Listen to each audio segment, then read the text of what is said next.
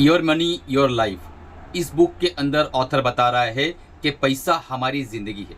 जब हम कोई काम करते हैं तो इसका मतलब हम अपने घंटे बेच रहे हैं। तो अब सवाल ये पैदा होता है कि क्या जो हम खर्च करते हैं वो उस घंटे के लायक है। अगर आपको फाइनेंशियल फ्री होना है तो आपको इस बुक को पढ़ना चाहिए, समझना चाहिए कि हमारी ज़िंदगी के घंटे बेचकर हम पैसा कमाने की बजाय ज़िंदगी जिएंगे। पैसा बेशक ज़रूरी है, यह आपको फाइनेंशियल फ्रीडम दिला सकता है। आप दो नियम अपना लीजिए। कम खर्च की जो नियम है उसको अपनाएं, मिनिमलिज्म और ज़्यादा खुशी को अपनाएं और फाइनेंशियल फ्रीडम की तरफ स्टेप बाय स्टेप अपने कदम को बढ़ाएं। तो चलिए देखते हैं आज की बुक समरी और समझने की कोशिश करते हैं क्या हम अपने घंटों को बेचकर पैसा तो नहीं कमा Hi रहे। everyone, we welcome you in House of Readers for life-changing book summary. क्या आप अपनी जिंदगी को पैसों के लिए जी रहे हैं या पैसों को अपनी जिंदगी के लिए कमा रहे हैं? आप हर दिन अपने सपनों के लिए काम कर रहे हैं या सिर्फ बिल भरने के लिए? सोचिए, क्या आपके पैसे आपके लिए काम कर रहे हैं या आप पूरी जिंदगी सिर्फ पैसों के पीछे भाग रहे हैं? क्या आप पैसे के मालिक हैं या गुलाम? आज हम जानेंगे एक ऐसी सोच के बारे में जो ना सिर्फ आपकी आर्थिक जिंदगी बदल देगी, बल्कि आपके पूरे जीवन को नई दिशा दे सकती है। किताब के बारे में सुनिए। ये किताब एक जीवन बदलने वाली लाइफ चेंजिंग मार्गदर्शिका है जो आपके पैसे के साथ रिलेशनशिप को नए सिरे से सोचने में मदद करती है। 9 आसान कदमों के जरिए ये खर्च ट्रैक करना, मूल्यों वैल्यूज के अनुसार खर्च करना और वित्तीय स्वतंत्रता फाइनेंशियल इंडिपेंडेंस हासिल करना सिखाती है, जहां आपका समय आपका होता है, नौकरी का नहीं। ये किसके लिए है? जो लोग काम और खर्च के चक्र में फंसे हुए हैं। कॉलेज के छात्र या युवा पेशेवर जो पैसे की अच्छी आदतें बनाना चाहते हैं। परिवार जो सरल और बचत भरा जीवन जीना चाहते हैं। वे जो जल्दी रिटायरमेंट या जीवन के उद्देश्य की खोज में हैं। योर मनी और योर लाइफ किताब जो डोमिंगेज और विकी रॉबिन द्वारा लिखी गई है। ये किताब पैसे और जिंदगी के रिश्ते को नए नजरिए से समझाती है। इसमें बताया गया है कि हम अपनी जिंदगी का कितना बड़ा हिस्सा सिर्फ पैसे कमाने और खर्च करने में गंवा देते हैं, और कैसे हम अपने समय और ऊर्जा को समझदारी से इस्तेमाल करके फाइनेंशियल इंडिपेंडेंस पा सकते हैं। जरा सोचिए, आप एक दोराहे पर खड़े हैं। एक रास्ता लगातार काम, बढ़ते खर्च और पल भर की खरीदारी की संतुष्टि की ओर। दूसरा रास्ता है क्लैरिटी, नियंत्रण और आजादी की ओर। ये किताब आपको इस परेशानी में सचेत चुनाव करने का अवसर देती है। ये किताब सिर्फ पैसे बचाने की नहीं है, ये अपनी जिंदगी की दिशा वापस पाने की है। लेखक 9 आसान स्टेप्स के जरिए आपको ये समझाते हैं कि कैसे आप अपने पुराने पैसों से जुड़े विचारों को चुनौती दें, हर खर्च को समझें और धीरे धीरे फाइनेंशियल फ्रीडम हासिल करें। वो स्थिति जहां आपकी निवेश से हुई आमदनी आपकी जरूरतों को पूरा कर सके। आप जानेंगे कि असली प्रति घंटा आय कैसे निकालें, बजट क्यों अक्सर असफल होते हैं और जागरूकता क्यों सफल होती है, सादगी को आजादी कैसे बनाएं, क्लब काम को जिंदगी से ऊपर रखना बंद करना। लेखक कहते हैं कि पैसा वो चीज है जिसके लिए हम अपनी जीवन ऊर्जा का व्यापार करते हैं। उद्धरण चिन्ह। आपकी वित्तीय यात्रा यहीं से शुरू होती है। मनी ट्रैप से बाहर निकलना।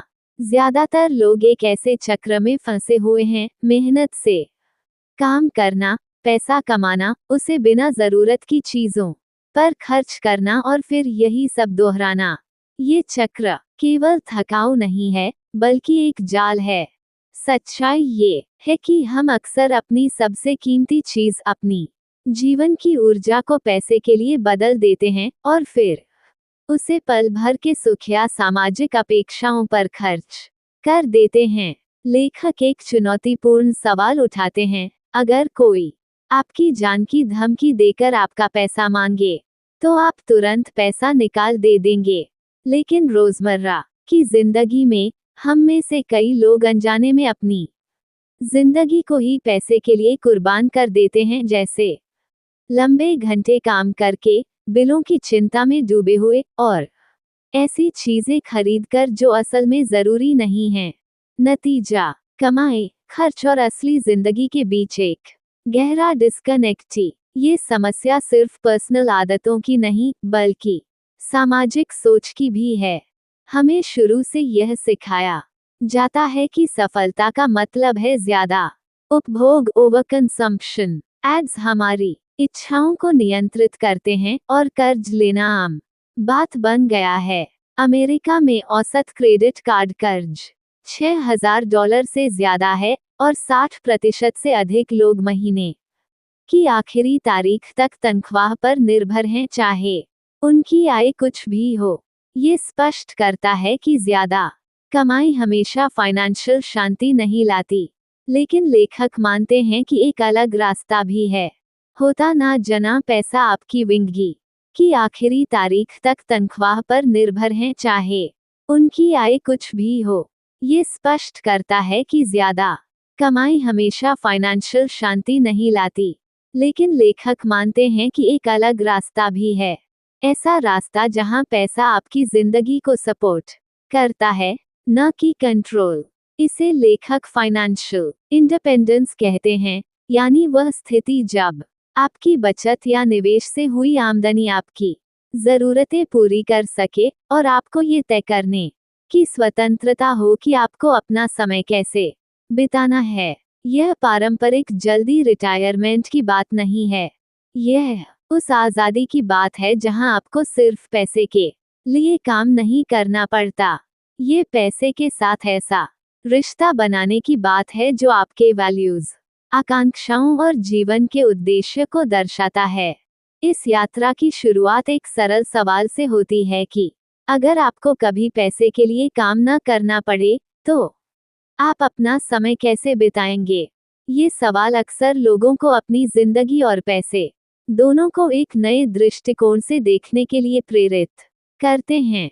बस सोच को बदलने और प्रैक्टिकल कदम उठाने की जरूरत है ताकि आप वेल्थ को एक ऐसी जिंदगी के रूप में परिभाषित कर सके जो सच में जिया गया हो। अगले अध्याय में आप जानेंगे कि कैसे अपनी वित्तीय सच्चाई, फाइनेंशियल रियलिटी का सामना करें। पॉइंट 1, जब हम कोई चीज खरीदते हैं तो हम उसे सिर्फ पैसे से नहीं खरीदते, हम अपने जीवन के अनमोल समय से खरीदते हैं। सोचिए, अगर किसी चीज की कीमत ₹1,000 है और उसे कमाने में आपको 5 घंटे लगते हैं, तो असल में आप उस चीज के बदले अपनी जिंदगी के 5 घंटे दे रहे हैं। अब सवाल ये है, क्या वो चीज वाकई आपकी जिंदगी के 5 घंटे के लायक थी? यही सोच हमें अपने हर खर्च के पीछे छुपी वास्तविक कीमत को समझने की ताकत देती है और सिखाती है कि हमें पैसा नहीं, अपने जीवन का समय बचाना है। पैसे का असली मतलब समझो। पैसा सिर्फ नोट नहीं है, वो आपकी जिंदगी का समय और ऊर्जा है। जब आप पैसे कमाते हैं, तो आप अपनी जिंदगी का समय बेचते हैं। कुल संपत्ति, जीवन भर की कमाई और वास्तविक प्रति घंटा वेतन। अगर आप अपने पैसे पर कंट्रोल चाहते हैं, तो सबसे पहले आपको उसे साफ साफ देखना होगा। आप अपने बैंक स्टेटमेंट्स, कर्ज और खर्च की अनकही धारणाओं से भागने की बजाय सच्चाई का सामना करें। वित्तीय स्पष्टता, फाइनेंशियल क्लैरिटी तब शुरू होती है जब आप समझते हैं कि आप कहाँ हैं, वहाँ कैसे पहुँचे, और पैसे के साथ आपका असली रिश्ता क्या है। और ये सब शुरू होता है नंबर्स से, भावनाओं से नहीं। एक पहला कदम है अपनी जीवन भर की कमाई को जानना। अब तक आपने जितना भी पैसा कमाया है, उसका अंदाजा लगाइए। इसमें सैलरी, कैश, बोनस, गिफ्ट्स और कोई भी अतिरिक्त आमदनी शामिल करें। यहाँ तक कि वो इनाम भी जो आपने स्कूल में जीता था। अक्सर लोग चौंक जाते हैं कि उन्होंने जीवन में कितना कमाया है, खासकर जब उनके पास दिखाने को बहुत कम होता है। यह आंकड़ा जजमेंट के लिए नहीं है, बल्कि जागरूकता के लिए है। 2, अब अपनी कुल संपत्ति, नेटवर्थ का पता लगाइए। यह आपके कुल एसेट्स से आपकी कुल लायबिलिटीज को घटाकर निकाला जाता है। असेट्स में वो सब आता है जिसकी कोई कीमत है, जैसे कैश, चेकिंग और सेविंग अकाउंट्स, निवेश, इन्वेस्टमेंट्स, प्रॉपर्टी और यहाँ तक कि फर्नीचर या इलेक्ट्रॉनिक्स जैसी बिकाऊ चीजें। लायबिलिटीज में क्रेडिट कार्ड का कार्ड सहेंद्र लोन टर्म था। अक्सर लोग चौंक जाते हैं कि उन्होंने जीवन में कितना कमाया है, खासकर जब उनके पास दिखाने को बहुत कम होता है। यह आंकड़ा जजमेंट के लिए नहीं है, बल्कि जागरूकता के लिए है। 2. अब अपनी कुल संपत्ति नेटवर्थ का पता लगाइए। यह आपके कुल एसेट्स से आपकी कुल लायबिलिटीज को घटाकर निकाला जाता है। असेट्स में वो सब आता है जिसकी कोई कीमत है, जैसे कैश, चेकिंग और सेविंग अकाउंट्स, निवेश, इन्वेस्टमेंट्स, प्रॉपर्टी और यहाँ तक कि फर्नीचर या इलेक्ट्रॉनिक्स जैसी बिकाऊ चीजें। लायबिलिटीज में क्रेडिट कार्ड का कर्ज, स्टूडेंट लोन, होम लोन या बाकी कोई बकाया बिल शामिल हैं।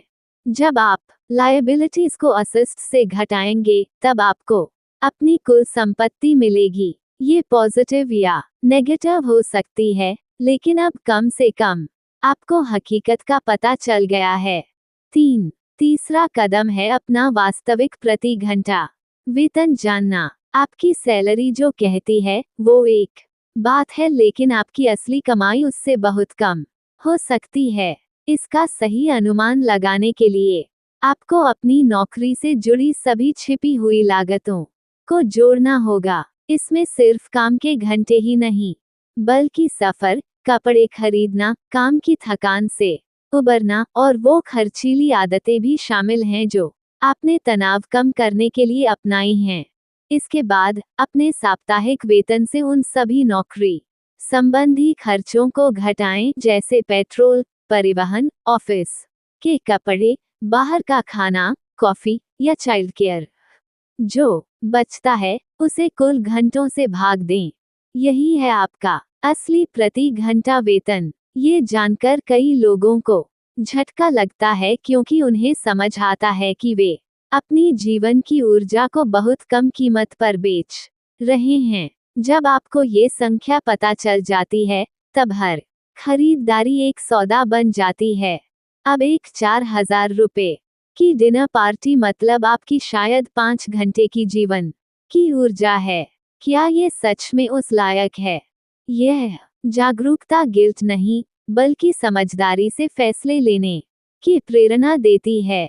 अपने आंकड़ों का सामना करने से आपको शक्ति मिलती है। ये शर्म की नहीं, बल्कि चॉइस की बात है। सच्चाई को साफ साफ देखकर आप एक ऐसा भविष्य बना सकते हैं जो इरादों पर आधारित हो, आदतों पर नहीं। अगले अध्याय में आप जानेंगे कि कैसे हर खर्चे को ट्रैक किया जाए और अपने पैसों के फैसले उन चीजों के साथ जोड़ा जाए जो सच में आपके लिए मायने रखती हैं। अपने मूल्यों के अनुसार खर्च करें।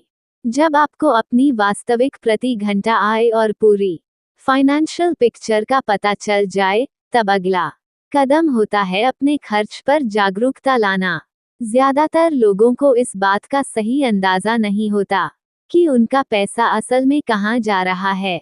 उन्हें लगता है कि वे सावधानी से खर्च कर रहे हैं, लेकिन कई बार अनजानी आदतें हमारी जीवन की ऊर्जा को ज्यादा नुकसान पहुंचाती हैं जितना हम सोचते हैं।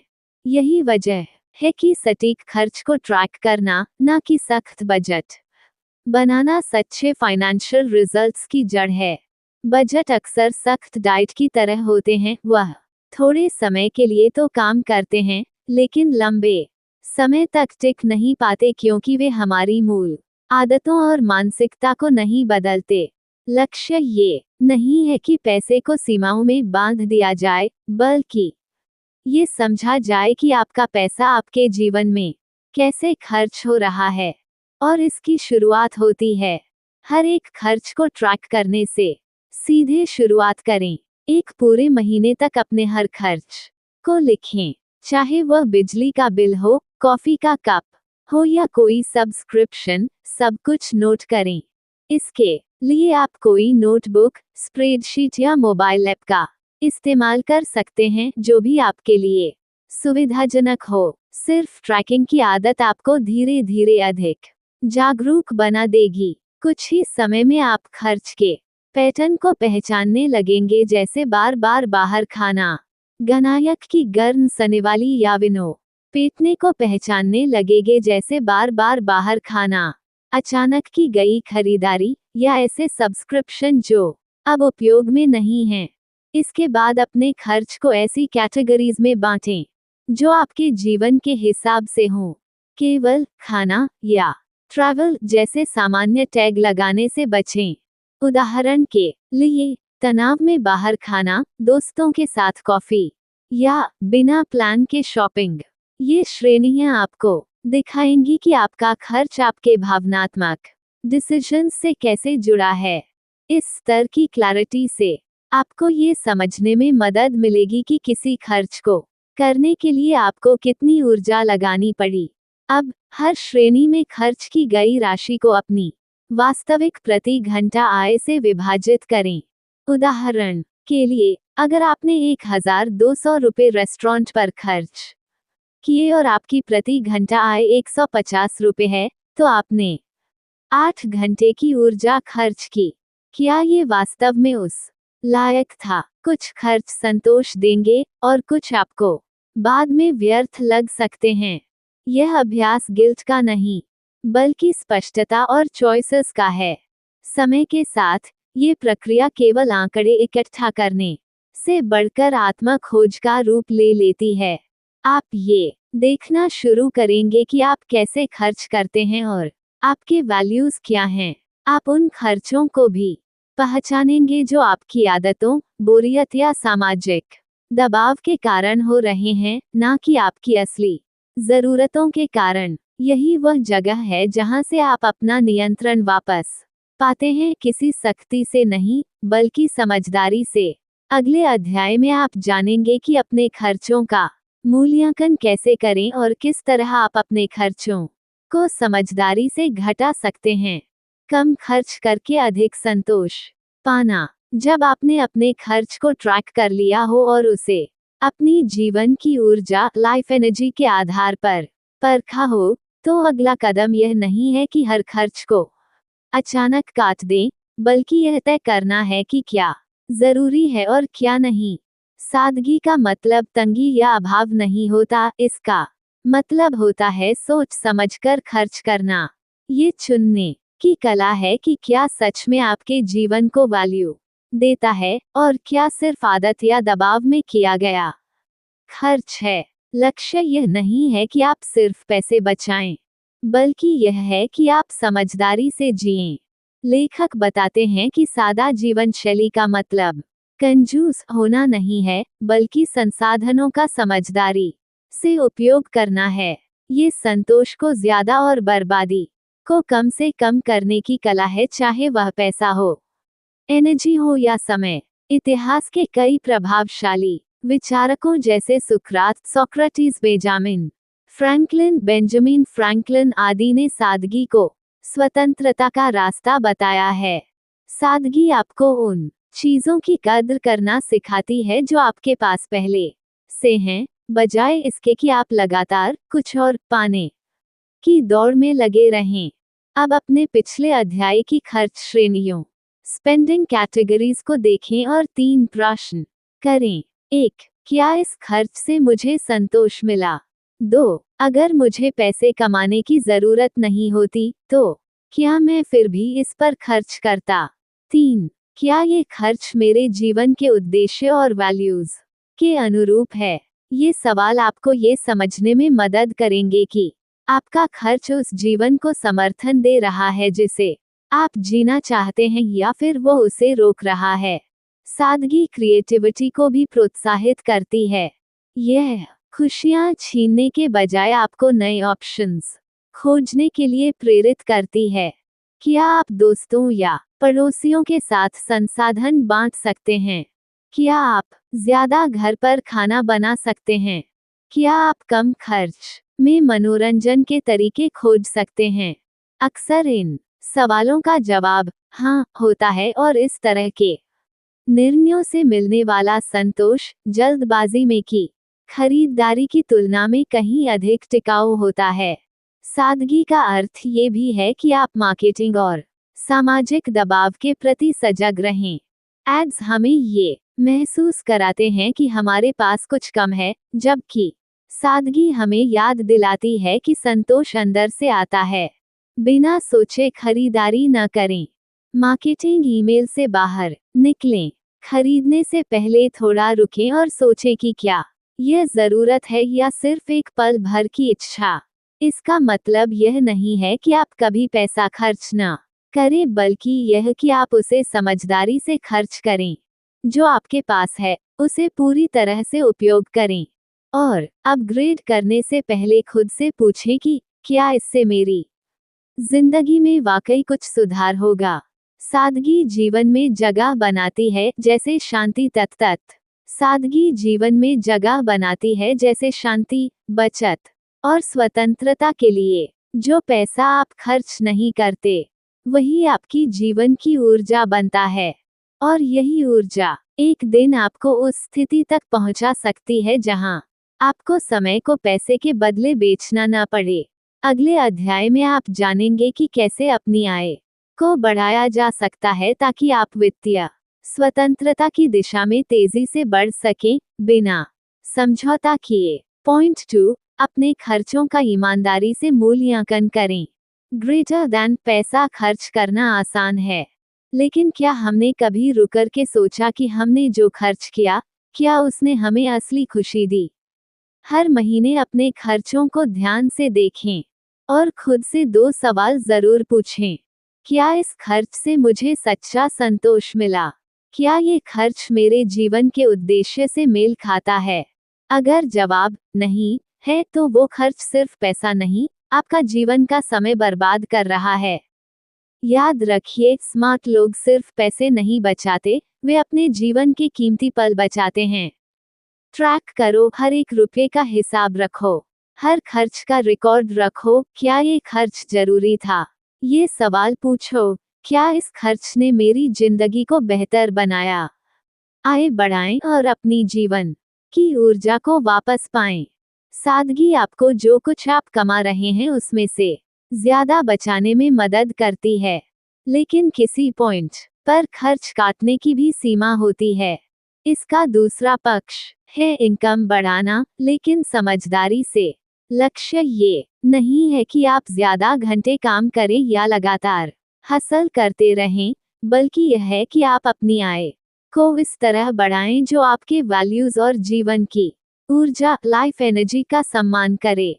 आज की दुनिया में अधिकतर लोग अधिक काम करने को सफलता समझते हैं, व्यस्तता को गौरव की बात मानते हैं और प्रोडक्टिविटी को पहचान से जोड़ देते हैं। लेकिन ज्यादा कमाना जरूरी नहीं कि आपके समय, स्वास्थ्य या मानसिक शांति की कीमत पर हो। असली बात यह है कि अपनी आमदनी को एक सम्मान या स्टेटस की बजाय एक टूल की तरह देखें, एक ऐसा टूल जो आपको फाइनेंशियल फ्रीडम की ओर ले जाए। शुरुआत करें अपनी मौजूदा नौकरी की परख करके।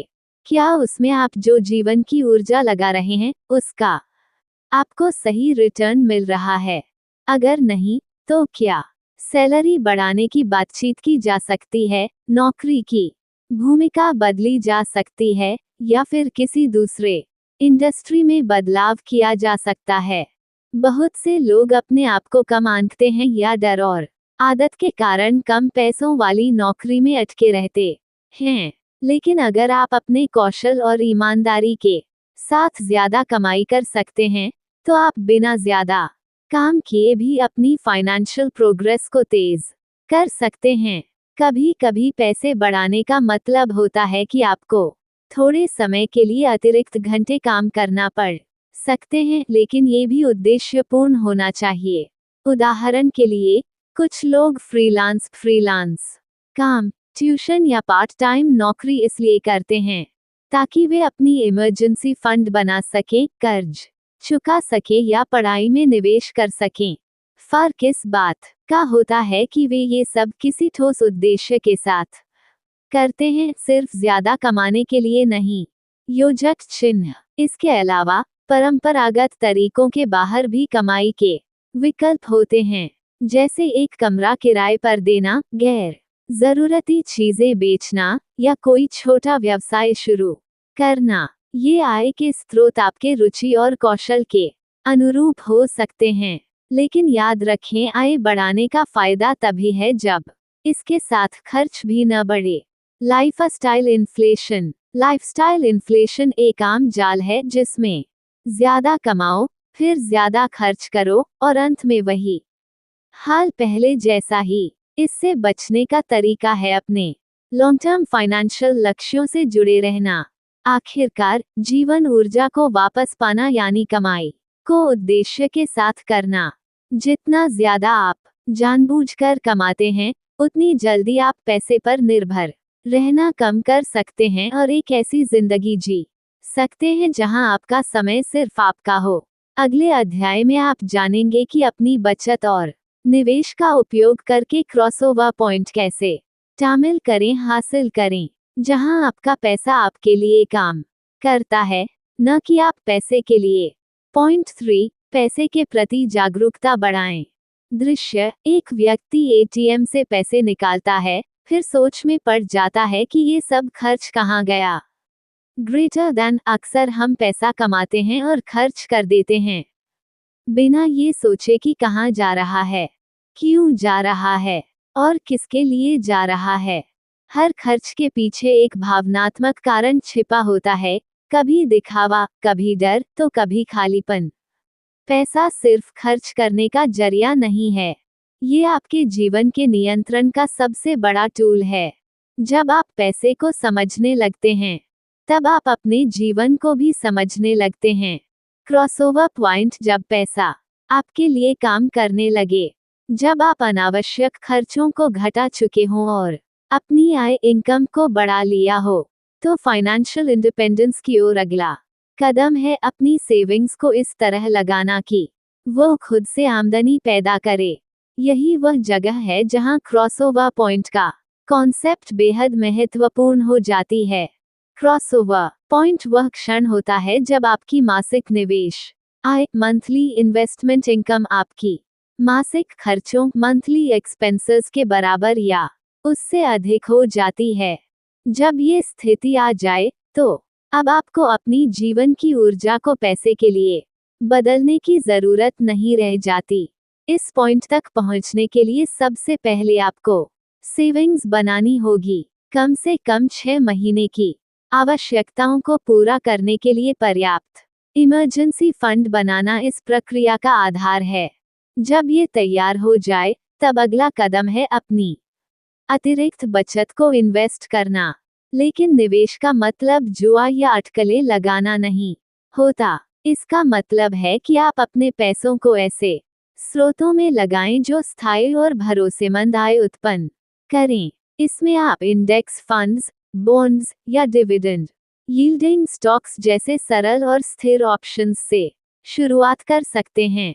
ये निवेश साधन समय के साथ स्थिर लाभ रिटर्न्स देते हैं और रोजाना की निगरानी की आवश्यकता नहीं होती। खासकर इंडेक्स फंड्स की सिफारिश कई फाइनेंशियल एक्सपर्ट्स करते हैं, क्योंकि वे कम लागत और जोखिम में संतुलन प्रदान करते हैं। करें। अपने क्रॉसओवर पॉइंट तक पहुंचने की प्रगति को मापने के लिए एक सरल स्केल अपनाएं। अपनी कुल निवेश राशि को औसत इंटरेस्ट रेट से गुना और 12 से भाग दें।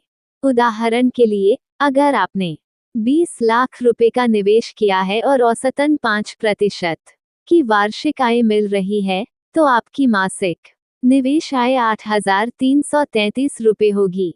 अब इसे अपनी मासिक खर्चों से तुलना करें। जब आपकी निवेश आय लगातार आपके खर्चों को पूरा करने लगे, तो आप फाइनेंशियल इंडिपेंडेंस की सीमा पार कर चुके होंगे। लेखक इस प्रक्रिया को वॉल चार्ट के जरिए ट्रैक करने की सलाह देते हैं। हर महीने अपनी आय, खर्च और निवेश आय को चार्ट पर दर्ज करें।